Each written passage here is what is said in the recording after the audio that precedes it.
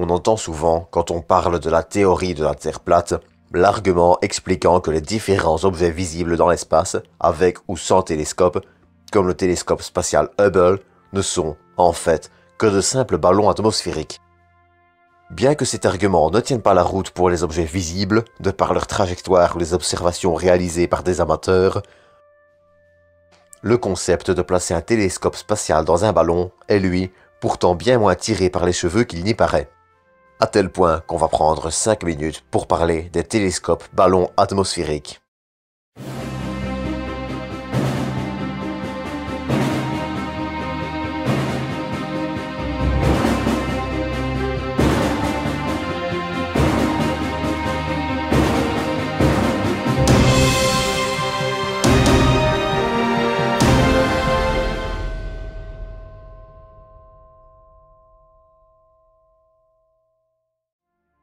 Avant d'entrer dans le vif du sujet, on va se faire un rapide point sur la situation.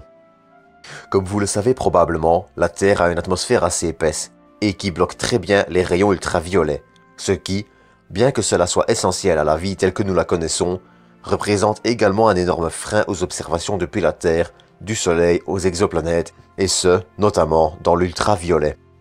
La seule solution pour augmenter la qualité de ce type d'observation, s'affranchir de l'atmosphère terrestre, comme le fait, par exemple, le télescope spatial Hubble.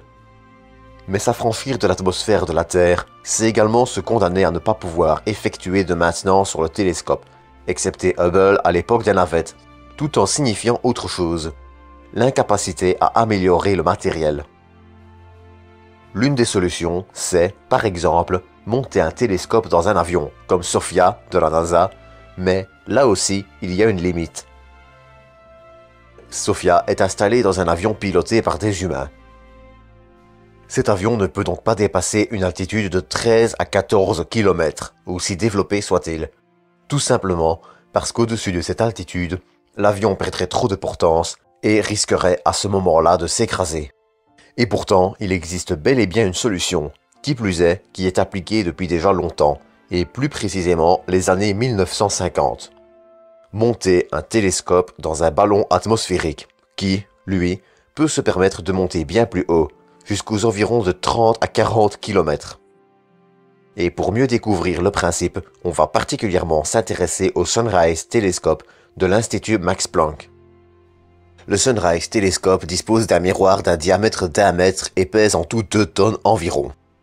Sa principale mission est, vous l'aurez compris à son nom, l'observation du Soleil.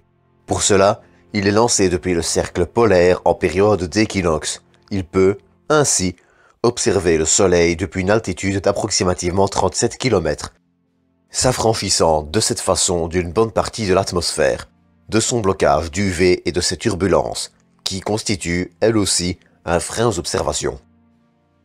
En tout, Sunrise a déjà volé 3 fois, en juin 2009 et juillet 2013. En 2009, il passa 6 jours en vol et 5 en 2013. Mais Sunrise n'est pas le seul télescope monté sur un ballon. Bien que la liste soit très longue et que cela risque de demander une suite à cet épisode, on va encore en évoquer un, avec quelques chiffres plus détaillés. Le Super Tiger de la NASA. Amélioration du Tiger qui vola de 1998 à 2003. Super Tiger est, lui, spécialisé dans un autre domaine.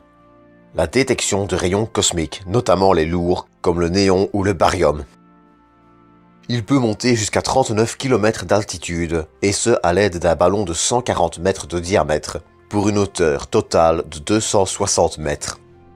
Son ballon lui permet ainsi de faire monter ses 2,7 tonnes de matériel, depuis la station McMurdo en Antarctique, vol pouvant durer des périodes de 55 jours, dans le cas de son record, établissant, d'ailleurs, un record dans sa catégorie. Et des projets de ce genre, il y en a tout plein.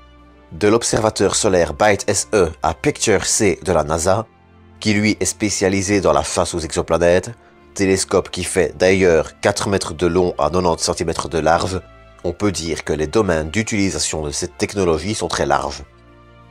Bien que cette technologie ne soit pas particulièrement destinée à concurrencer les satellites et les télescopes spatiaux, qui auront toujours une meilleure qualité d'observation ou d'utilisation dans le cas de satellites de télécommunications qui peuvent, eux aussi, être remplacés par des ballons, Il est cependant très intéressant de se pencher sur ses coûts. Par exemple, Picture-C coûte 5 millions de dollars à la NASA sur 5 ans encore, et pourrait, malgré tout, permettre la découverte d'exoplanètes jamais observées, et ce pour des coûts bien moins élevés que ceux d'un télescope spatial. C'est donc tout pour cet épisode, j'espère qu'il vous aura plu. Quant à moi, je vous dis à bientôt pour une nouvelle dose d'espace.